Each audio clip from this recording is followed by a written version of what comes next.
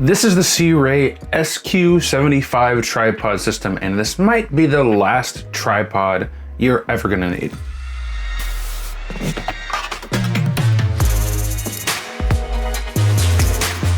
This thing is a serious pro one-stage videographer's tripod with a bunch of cool bells and whistles that just make it really easy to use. And it just feels super solid, like it's gonna really last a while, especially this carbon fiber version. It's super light, super durable feeling. And while I did get to keep this tripod, they didn't ask me to say anything in particular. And in fact, they kind of encouraged me to compare it to some other tripods I own from other companies, which they don't always want you doing. So I figured if I'm gonna be able to do whatever I want to, why not turn this into a full-on tripod battle? So we've got the Sirui here, SQ75, the SmallRig Freeblazer. So let's compare these two tripods and see which one really is better bang for your buck.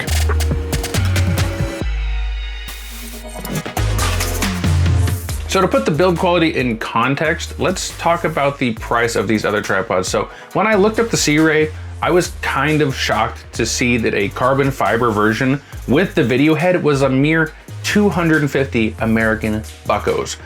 This is like an absolute steal in my opinion, especially compared to the SmallRig Freeblazer, which I think is probably the closest thing these two companies offer. And that tripod from SmallRig is about $400. So I really want to see which one is better. Is the SmallRig really worth $150 extra, or can Sirui pull ahead despite that lower price? Let's see. Well, the Sirui SQ75 is super sturdy while not being overly heavy. It's not certainly light by any stretch of the imagination. The Sirui and the Freeblazer do things just a little differently. Starting from the bottom, the Sirui uses a ground spreader, which really helps the feet deploy really easily and smoothly and quickly, and they never really get stuck or flop around. Meanwhile, the SmallRig has more of a middle spreader design and individual feet. This can be better for uneven terrain or being outside, but for weddings and events, I just can't tell you how many times that those little feet have flipped up and I had to like kick them over, or I didn't notice and the tripod was just like precariously balancing on its tippy toes. Moving up the legs, the Sirui latches just feel so much better in flipping out and having a soft click, but still some dampening when using them. The SmallRig is fine. They latch and unlatch pretty easily, but they can loosen up over time, making the tripod not support as much weight. And if you tighten them down too much, they can be really hard to close. They're kind of just friction based. They're not really assisted by anything mechanically, but they're both still nice. I would just say I prefer the Sirui a little bit. Oh, and it looks like you can buy an optional mid spreader for the Sirui if you want to, but it would have been nice if that was included, but you know, it is what it is. Moving up to the head of these tripods, they are obviously both very nice quality with all the latches and levers and switches feeling great on both. They both have a nice arm, although the SmallRig arm is noticeably smaller. Look how freaking long this thing is. Now it's plate with a like Manfrotto or DJI quick release option. Both have a small magnetic Allen tool holder, but I would say the biggest omission here comes on the SmallRig. The Sirui has a tension control on the tilt and pan, and the SmallRig has one for panning, but none for tilt. So overall, I think this has to be another win for the Sirui, giving you all these awesome pro features. Plus, I think the SmallRig sort of has like a hard plastic head, and the Sirui seems to be made of solid metal, probably aluminum, which could help with the durability. But I think the name of the game with these tripods is speed, so let's see how long it actually takes to set up and tear down these tripods, and throw in a couple other tripods as well, just to see if the Sirui can live up to its rapid system marketing, or as I said, its super quick SQ75 techniques. It's a one stage, so you can see all the legs all the way up are gonna be essentially controlled by one control point. So let's see how fast this thing can get set up, and go.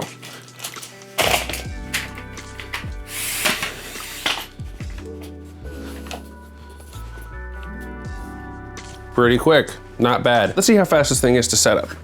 All right, and 3, 2, 1, go. Foot caught me up a little bit. All the way up. And done. So the biggest thing here is, as you can see, we've got our 2-stage design here, one up here, one down here. And that can slow us down. Let's see. So we're unlatched completely in 3, 2, 1.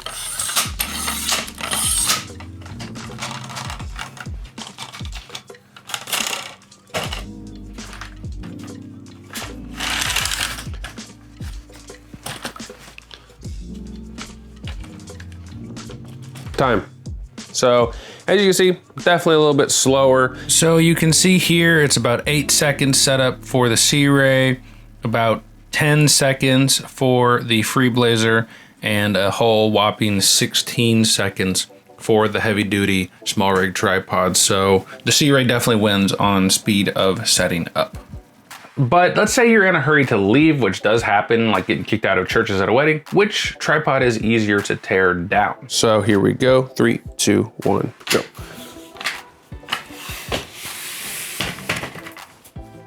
Stop. All right. There you go. All done. I guess you could latch the feet, but you don't have to. No clips on this, so I'm just gonna not clip any of it or include that in the teardowns. And 3, 2, 1, go. Oh. 3, 2, 1, go.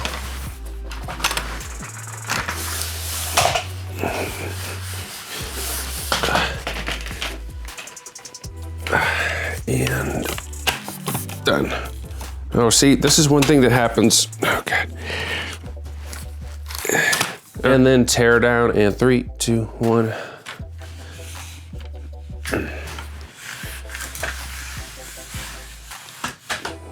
Massage it down, and then usually you gotta pick it up.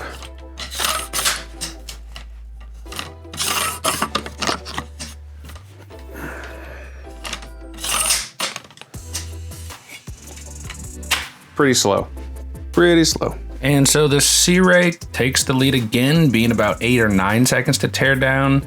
The Freeblazer is not too bad at like 11 seconds.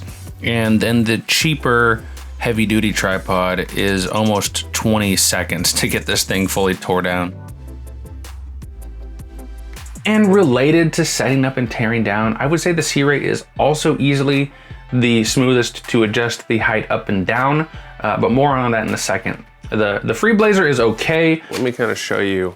So like before, I'll unlatch it to try to bring it down, and it goes down smooth sometimes, but then we get to this level and you kind of have to like shimmy it down. So up is really easy. Adjusting it is not as smooth. You can see it actually stands up by itself, even though all the latches are unlatched. So not quite as smooth in that action. The other SmallRig tripod is just kind of terrible to adjust, to be honest. So when it comes to adjusting the 2-stage, especially with no, like the middle spreader on the SmallRig, you kind of have to jump it up and jump it down, and it's that one kind of stuck there. So when it comes to adjusting this, you're not gonna look super pro, and it's not gonna be the most smooth experience in the world. Just because it's a lot cheaper tripod, you know? What are you gonna expect? And back to the C-Ray, adjusting it up and down, either slight changes or big changes, is just as smooth as butter sailing on a cloud or something. And so if you want to raise it up a little higher or take it down a little bit, it's very easy to adjust, and there's no need to like shimmy it around or anything. It's just, you can very easily lower it, raise it up all the way down, and then just latch everything down and you're good to go. Like, everything is just so well machined. The bottom spreader makes sure that the legs just glide easily up and down. And a bonus, I think for low shots, the SQ75 easily takes the cake as being able to go incredibly low. And if you spread the legs out all the way, it goes even lower. So to not sound biased, there is one thing the SQ75 doesn't do the best though. So let's talk about height here. So we got all the tripods back here, and you can see they are not all made equal when it comes to height. So the C-Ray here actually is our lowest tripod when it comes to absolute height, which for some people isn't gonna be the biggest deal. For others, might be a little frustrating when you're trying to see over a crowd at like a wedding or an event. These go pretty high. It seems like this is just a little over 6 feet, and these go just a bit higher. So I'll put the heights right here, but if absolute height is something that you care about with a tripod, the Sirui falls just a little bit under. And that's about it. I mean, coming from the SmallRig, like I said, I wasn't super excited per se to get this tripod, but I was curious. And seeing now just how incredibly good this tripod is for the price of just $250, I was just blown away by the level of robustness and quality. And you could even get it for cheaper. The aluminum version's only $200. But I will say this, the carbon fiber, I think, is just so much better. I would go for it just for an extra few bucks. I think this is honestly and I've worked with SmallRig before. They're not involved with this video, but even being said, I work both these companies, right? I think this is easily the best of my 4 tripods. And I know 2 of these tripods we looked at before are in a different category, but out of the tripods in this video, the Sirui is easily my favorite in many ways. And it doesn't matter that it's gonna activate Siri on my phone every time I mention it. Sorry, my phone would just light it up. I'm biased in both directions, right? But the Sirui is just in every category, just a little better than all the other tripods, except for height. And being better for less money is kind of the ideal circumstance. So I just can't recommend this thing enough. And if you want to save some money, you can get the aluminum version. But for a super pro, fluid head, 1-stage, professional video tripod, you really can't do much better unless you need the absolute tallest tripod you can get, or something smaller. So if you're in the market for a super heavy duty tripod, this is a great option. Thank you, Sirui, for sending this out to me. Thank you guys for watching as always. And if you like filmmaking, videographer, Lumix content, consider subscribing. And if you are subscribed, I'll see you when I see you.